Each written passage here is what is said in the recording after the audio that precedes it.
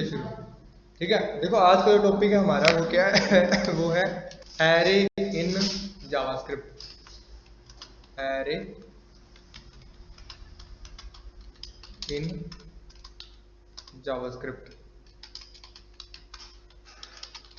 ठीक है, अब देखो एरे का मतलब क्या होता है। ठीक है, एरे का मतलब देखो हमने इससे पहले क्या देखा, इससे पहले हमने देखे प्रिमिटिव डाटा टाइप्स, है ना। कौन से डाटा टाइप्स हमने देखे? Primitive data types. Primitive primitive data types देखे ना। ठीक है, डाटा टाइप्स के प्रिमिटिव वेरिएबल्स देखे हमने। ठीक है, प्रिमिटिव वेरिएबल्स क्या होते हैं? ठीक है, प्रिमिटिव वेरिएबल्स का मतलब होता है कि ऐसे वेरिएबल्स, ठीक है, दोज वेरिएबल्स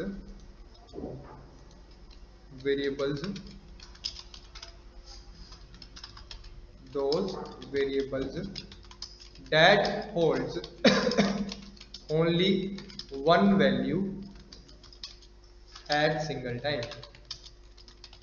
ठीक है, प्रिमिटिव वेरिएबल्स। ठीक है, ये होते हैं आपके प्रिमिटिव वेरिएबल्स। ठीक है, प्रिमिटिव वेरिएबल का मतलब क्या होता है कि ऐसे वेरिएबल जो एक समय पे सिर्फ और सिर्फ एक ही वैल्यू होल्ड कर सकते हैं। एग्जांपल क्या देखा था हमने? इसका एग्जांपल देखा था हमने ये वाला, है ना। कोई भी अपना वेरिएबल नेम बना लिया था, वेरिएबल नेम और इज इक्वल टू हमने कोई भी इसकी वैल्यू दे दी थी, चाहे हमने 10 दे दिया, चाहे हमने कोई स्ट्रिंग दे देंगे इसमें, है ना, चाहे हमने इसमें कोई स्ट्रिंग दे दिया।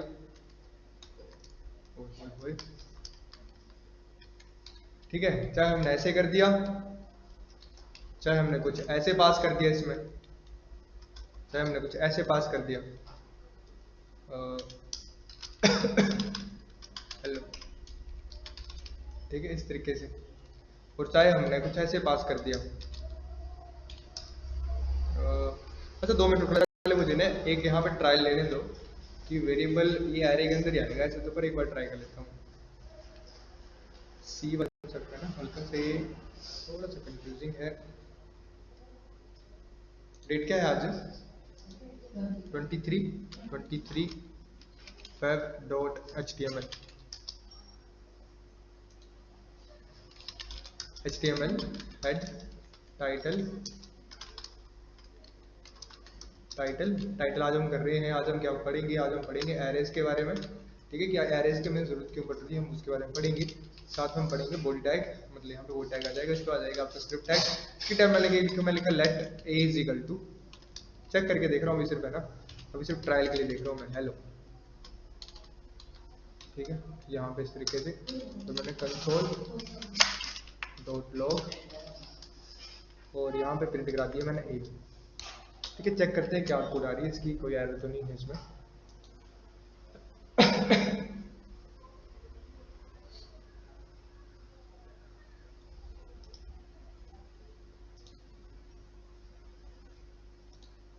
नहीं आ गया। ठीक है, तो समझ गए आप लोग कि हमने वेरिएबल में अभी तक क्या देखा, ये तो सिर्फ मैंने चेक करने के लिए किया। अच्छा, मतलब ये चीज हमने वेरिएबल में डायरेक्ट न्यूमेरिकल वैल्यू डाल दी। ठीक है, इसमें हमने कोई स्ट्रिंग भी पास कर दिया। ठीक है, या फिर इसमें हम और क्या कर सकते हैं, या तो फिर हम इसमें कोई बूल वैल्यू डाल सकते हैं। बूल वैल्यू मतलब या तो इसको हम ट्रू भी कर सकते हैं। ठीक है, तब भी चल पड़ेगा। ठीक है, तो इस तरह से अलग अलग डाटा टाइप की वैल्यूज होते हैं, हम वेरिएबल को साइन कर सकते हैं डायरेक्टली, कर सकते हैं ना। लेकिन आप यहाँ देख पा रहे हैं कि एक टाइम पे ना सिर्फ वेरिएबल को एक ही वैल्यू साइन हो रही है। समझ रहे हो? मतलब जो हमने ऐसे बॉक्स की तरह बनाया था ना कि ये बॉक्स आ गया और ऊपर इसका नाम क्या आ गया, वेरिएबल का नाम आ गया, है ना। तो ए और सिंगल बॉक्स बन के अंदर क्या आ गया, ये आ गया 10 बना हुआ। ठीक है, तो मतलब ये देख पा रहे हैं, हम देख पा रहे हैं कि जितने भी हमारे पास प्रिमिटिव वेरिएबल्स हैं, ठीक है, जो प्रिमिटिव वेरिएबल्स हैं हमारे पास, वो सिर्फ एक टाइम पे सिर्फ वो सिर्फ क्या कर रहे हैं, सिंगल वैल्यू को ही होल्ड कर पा रहे हैं। समझ रहे हो? मतलब एक टाइम पे सिर्फ एक वैल्यू को ही होल्ड कर पा रहे हैं हमारे प्रिमिटिव वेरिएबल। ठीक है, जिसमें मैंने एग्जांपल दे दिया आपको ये वाला। अब सपोज करो, ठीक है, अब नेक्स्ट जो वेरिएबल आते हैं आपके, वो होते हैं आपके डिराइव्ड वेरिएबल्स। ठीक है, ऐसे तो डाटा टाइप्स हैं, फिर तुम लोग वेरिएबल से सीखते इसको। ठीक है, डिराइव्ड वेरिएबल। ठीक है, those variables that holds multiple values at same time. Coming multiple values at same time. ठीक है, इस तरह के वेरिएबल्स को हम क्या बोलते हैं कि वो कैसे, गुड मॉर्निंग, कि वो कैसे वेरिएबल्स है हमारे पास, वो हमारे पास डिराइव्ड वेरिएबल है। ठीक है, मतलब जब कोई वेरिएबल एक बार पे मल्टीपल वैल्यूज को होल्ड करता है। ठीक है, जब भी कोई वेरिएबल जो है वो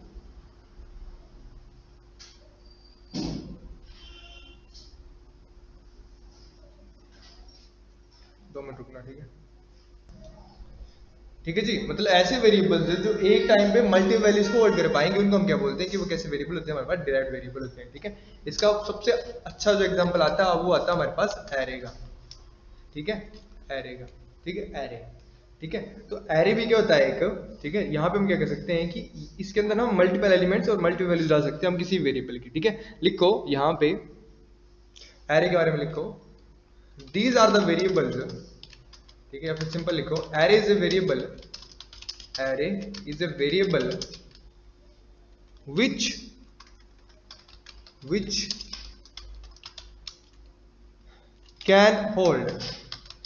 which can hold more than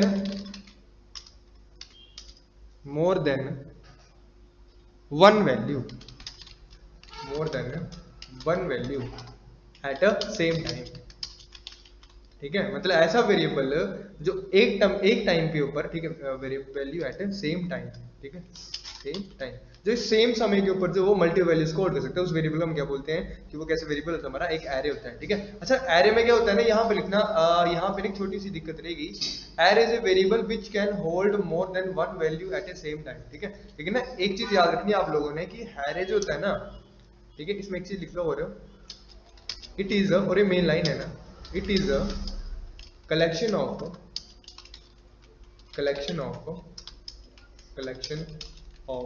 homogeneous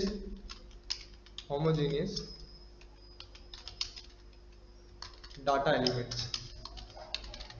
ठीक है, ये चीज याद रखनी है आपने कि जो एरे होता है आपका ना, वो क्या होता है, वो नहीं, ये लाइन सी के लिए है ना,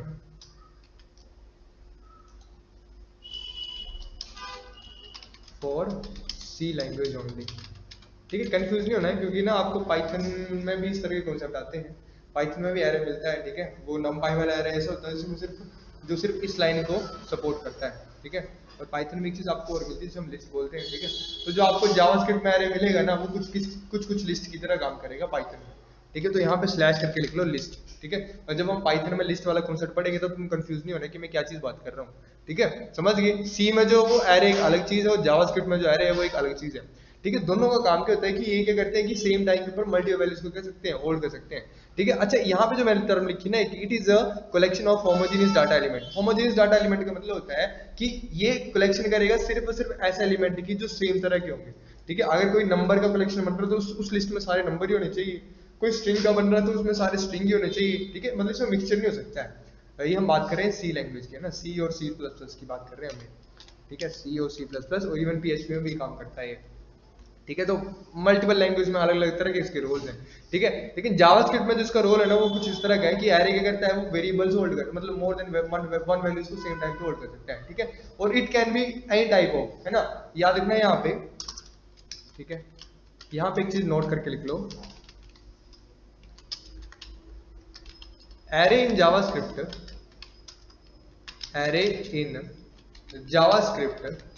is a collection of heterogeneous data elements। ठीक है, that is it can hold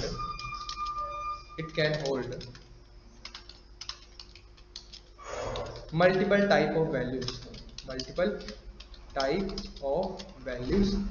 at same time। ठीक है, कंफ्यूज नहीं होना है। होमोजेनियस का मतलब क्या होता है, होमोजेनियस का मतलब होता है सेम डाटा एलिमेंट्स। ठीक है, और हेटेरोजेनियस का मतलब होता है डिफरेंट डाटा एलिमेंट्स। ठीक है, इतना याद रखना बस। ठीक है, मतलब जो एरे है वो क्या करता है, जो जावास्क्रिप्ट में जो आपको पढ़े हुए एरे, वो क्या करता है, वो कलेक्शन है हेटेरोजेनियस एलिमेंट्स की। मतलब उसके बीच हम नंबर डाल सकते हैं, उसके बीच हम स्ट्रिंग भी डाल सकते हैं, उसके बीच हम बुलियन वैल्यू डाल सकते हैं, किसी तरह की वैल्यू जो हम उस एरे के अंदर डाल सकते हैं।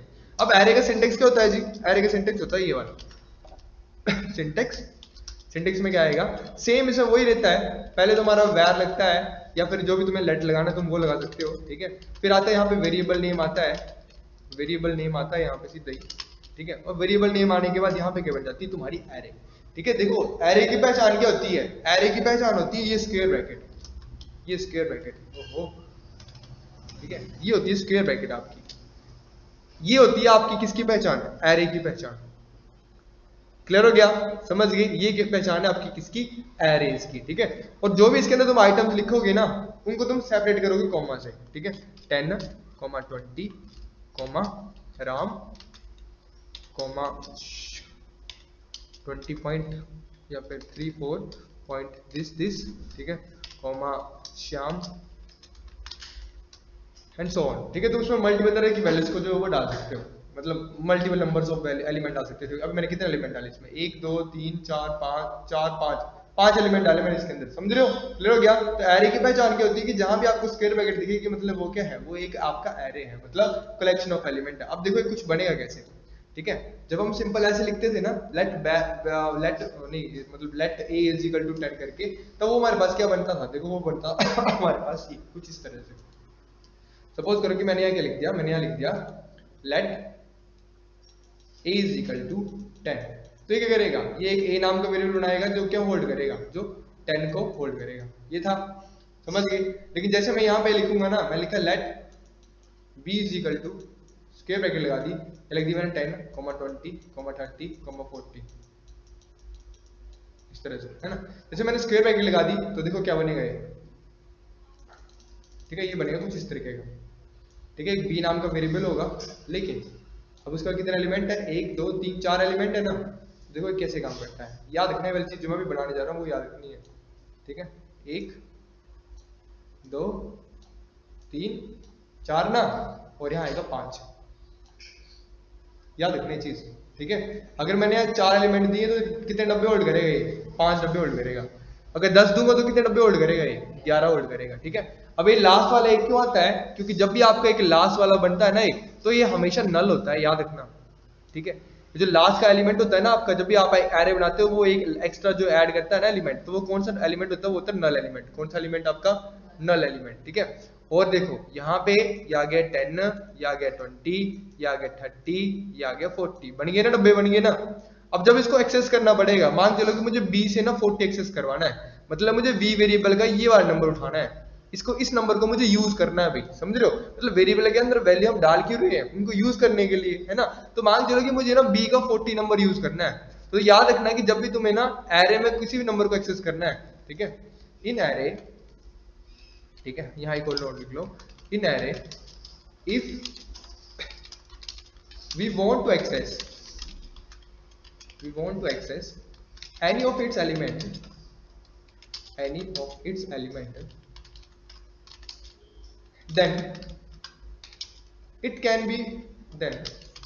it can only possible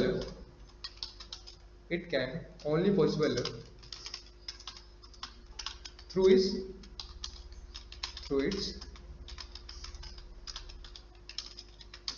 index value, ठीक है। यहां से ना आपका कॉन्सेप्ट जो पाइथन वाला स्टार्ट हो रहा है, ठीक है। जावास्क्रिप्ट पढ़ लोगे फिर पाइथन पे जंप करोगे, बहुत इजी रहेगा सारा काम, समझ रहे हो, मतलब एक लैंग्वेज से दूसरी लैंग्वेज शिफ्ट करने में बहुत ज्यादा टाइम लगता है, ठीक है। अगर आप बहुत अच्छे हो ना, बहुत अच्छे हो कोडिंग में, बहुत अच्छे हो ना, बहुत अच्छे भी नहीं, एवरेज बच्चे हो ना, तो भी आप ना जैसे मान बताओ मान के चलो, अगर बड़े एवरेज बच्चे भी है ना, तो आप 3 दिन में, हफ्ते में, 3 हफ्तों में, 2 हफ्तों में पाइथन पे इजीली शिफ्ट हो जाओगे, ठीक है। अगर मैं अपनी बात करूं तो मैंने पाइथन पहली बार पढ़ी थी ना, तो विद इन 2 मंथ नहीं, विद इन 2 डेज है ना, विद इन 2 डेज मुझे सारे कॉन्सेप्ट क्लियर हो गए थे पाइथन के, ठीक है। क्यों, क्योंकि वो पिछले से लिंक होती है सारी चीजें। जब भी हम नई लैंग्वेज में शिफ्ट करते हैं तो सिर्फ उसके सिंटैक्स चेंज होते हैं, कॉन्सेप्ट वही रहते हैं, ठीक है, समझ गए। जैसे मैंने तुम्हें अभी बता दिया कि जो चीज हम जावास्क्रिप्ट में एरे पढ़ेंगे वही हमें पाइथन में लिस्ट मिल जाएगी, ठीक है, समझ गए। बाकी वेरिएबल की कहानी तो सही में रहती है, ठीक है, वेरिएबल तो हमें हर लैंग्वेज में चाहिए होता है। लोग यहाँ तो क्या लिखा है, in array if you want to access any of its element then it can only possible through its index value, ठीक है। इंडेक्स वैल्यू लिख देना आगे, ठीक है। क्या बोल रहा है, ये बोल रहा है कि अगर आपको एरे के किसी भी एलिमेंट को एक्सेस करना है ना, तो वो सिर्फ पॉसिबल है किसके थ्रू, उसकी इंडेक्स वैल्यू से। इंडेक्स वैल्यू का मतलब कि ये नंबर कहाँ पड़े हुए हैं, ठीक है। तो याद रखना कि जो एरे का इंडेक्स होता है ना, वो चलता हमेशा 0 से, कहां से, 0 से, 0 1 2 3, ठीक है। तो याद रखना कि अगर एरे में ना मैंने 4 एलिमेंट डाले हैं तो उसका इंडेक्सिंग क्या होगी, 0 2 3, क्योंकि 4th नंबर पे क्या हो जाता है, वो जाता है नल एलिमेंट। क्लियर हो गया, समझ गए, इस तरह से काम करता है आपका एरे। याद रखना है आपने कि चाहे आपकी लिस्ट है, चाहे एरे है, ठीक है। ये हमेशा जो इंडेक्सिंग होती है इनकी वो कहाँ शुरू होती है, जीरो से शुरू होती है। जब भी आपको किसी भी एरे को एक्सेस करना है तो आप इसके इंडेक्स के थ्रू एक्सेस कर पाओगे। क्लियर हो गया। जैसे ना मान के चलो कि चलो मैं कोडिंग करवा देता हूँ तुम्हें, ठीक है। मान के चलो कि मैंने क्या लिखा है यहाँ पे, मैं लिख दिया लेट, ठीक है, और मैंने लिख दिया यहाँ पे माई एरे करके मैंने बना दिया एक वेरिएबल, माई एरे करके मैंने बना दिया एक वेरिएबल, ठीक है। एरे बनाने के लिए हमें क्या लगाना पड़ता है, स्क्वायर ब्रैकेट लगानी पड़ती है। लो जी स्क्वायर ब्रैकेट लगा दी, थोड़ा जूम करने दो मुझे इसको ना, स्क्वायर ब्रैकेट लगा दी। और स्क्वायर ब्रैकेट के अंदर क्या डाल दिया मैंने, इसमें ना मल्टीपल नंबर्स डाल दिए मैंने, ये देखो इतने नंबर डाल दिए। साथ में चलो मैं स्ट्रिंग भी डाल देता हूँ, एक स्ट्रिंग भी डाल दिया, ठीक है। एंड में क्या कर दिया मैंने, इसको मैंने सेमीकोलन लगा दिया, ठीक है। प्रिंट करवा के दिखाता हूँ आप लोगों को अपना एरे। कंसोल में प्रिंट नहीं कराऊंगा, इसको प्रिंट कराऊंगा मैं डायरेक्ट ही डॉक्यूमेंट के ऊपर। डॉक्यूमेंट, अच्छा मैं ना आज काम दूंगा आपको, तो कल काम वो सबकी कॉपी पे होनी चाहिए, और कल वो कॉपी अपने पास होनी चाहिए, क्योंकि वो फंक्शंस है, वो फंक्शन तुम लोगों को याद करने पड़ेंगे, रटने पड़ेंगे किसी भी हालत में, ठीक है। वो फंक्शंस बहुत काम आते हैं तुम्हारे किसी भी अलग काम को करने के लिए। क्लियर हो गया, समझ गए। तो मैं आज भेज दूंगा, ठीक है, और अगर नहीं भेजूंगा तो मुझे याद दिला देना, क्योंकि कई बार निकल जाता है दिमाग से। डॉक्यूमेंट डॉट राइट, ठीक है, और राइट के बाद यहाँ जाएगा, किसको प्रिंट कराना मुझे, माई एरर को, ठीक है। जो चेक करते हैं जरा क्या आंसर आता है, ठीक है। ये देखो डायरेक्ट आंसर आ गया तुम्हारा, कहाँ आ रहा है, ये देखो आ गया ना, 10 to 45 35 345 3 दो बार लिख दिया मैंने, हाँ 345 340 दो बार लिख दिया मैंने।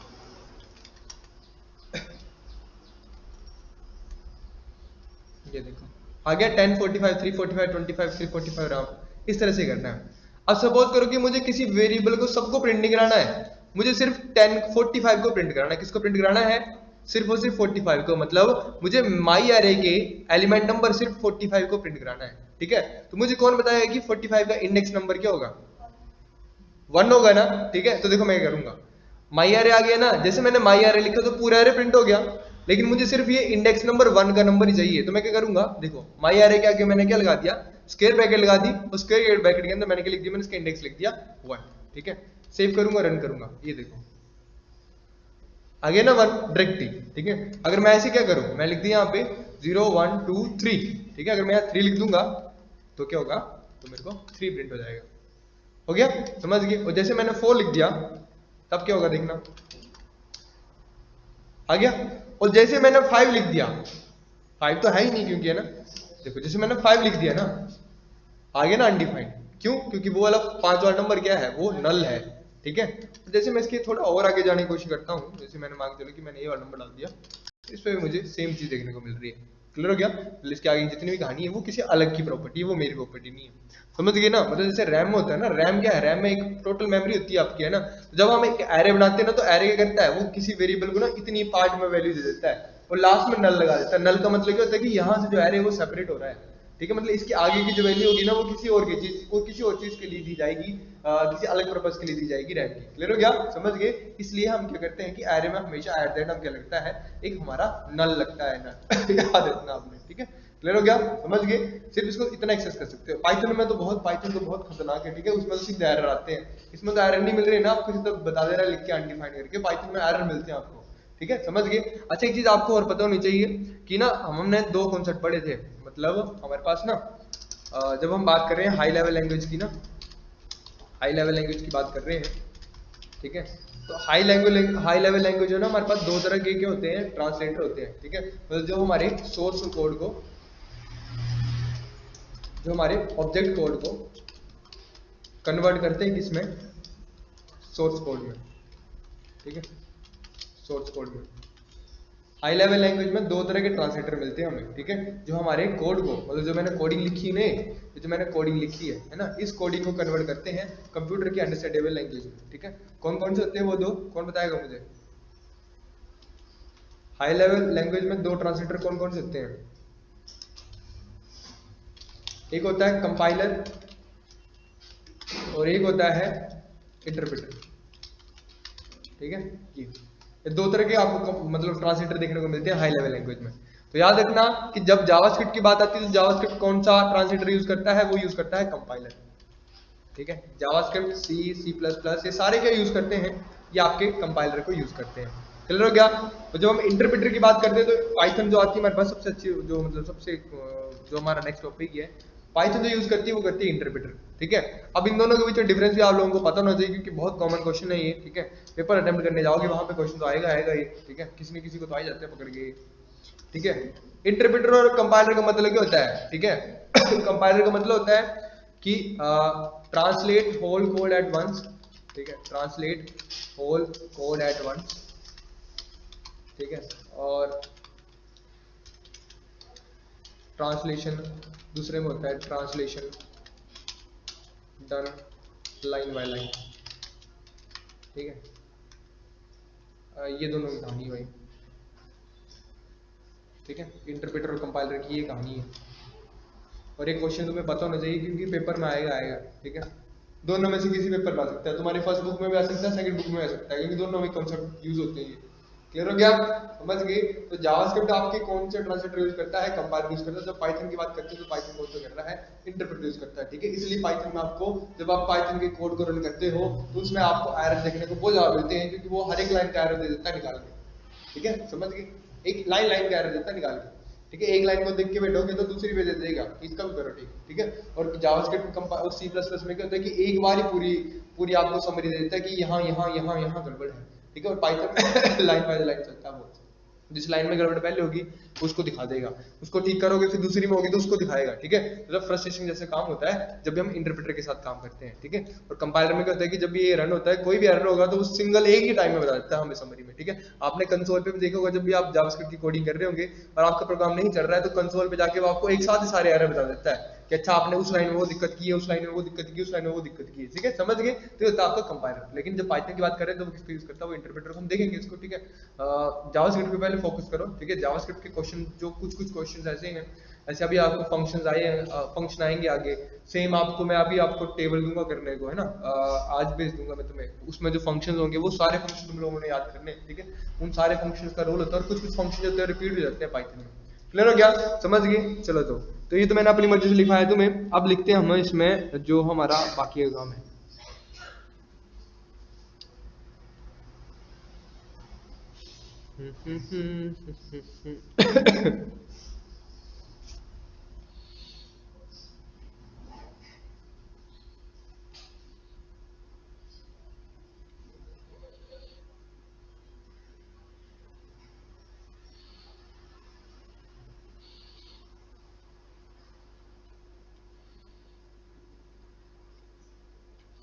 बाकी इजी है, इसमें कुछ भी नहीं है। मेन काम तो हमारे लिए है, बस आज का काम इतना ही है, ठीक है। छोटा सा काम है आज, इतना ही काफी है, ठीक है। बाकी जितना भी काम है ना तुम्हारा, ठीक है। अब मेन काम क्या है कि मैं तुम्हें दूंगा थोड़ी देर में एक टेबल मिल जाएगा जिसमें तुम्हें बिल्ट इन फंक्शन मिलेंगे, ठीक है। बिल्ट इन फंक्शंस मिलेंगे तुम्हें, बिल्ट इन फंक्शंस, ठीक है, मिलेंगे तुम्हें, ठीक है। उनको कॉपी पे नोट डाउन करना है, प्लस रिमेंबर भी करना है उनको, ठीक है, याद भी करना बढ़िया से, ठीक है। क्यों, और मतलब उनका ना बहुत यूज होता है। अभी मैं तुम्हें कल परसों क्वेश्चन दूंगा, मतलब कल ही करेंगे हम क्वेश्चन, तो बहुत एडवांस क्वेश्चन होंगे हमारे पास, ठीक है। मान चलो कि तुम्हें इस तरह से बोला गया है कि तुम्हारी किसी कंपनी में कोई 10 15 या 100 एम्प्लॉइज है, या कोई भी एम्प्लॉइज है ना, उन सबकी एम्प्लॉइज की डिटेल्स को एंटर करो, कि ऐसे क्वेश्चन आ गया, write a program to enter 5 employees details, ठीक है, at run time and display their details, ठीक है। इस तरह से क्वेश्चन आएगा, मतलब 5 बंदों की तुम्हें इनपुट करवानी है डिटेल्स, और फिर वही डिटेल्स को तुमने क्या करना है, शो कराना है, ठीक है। तो ये सारा काम कैसे हो सकता है,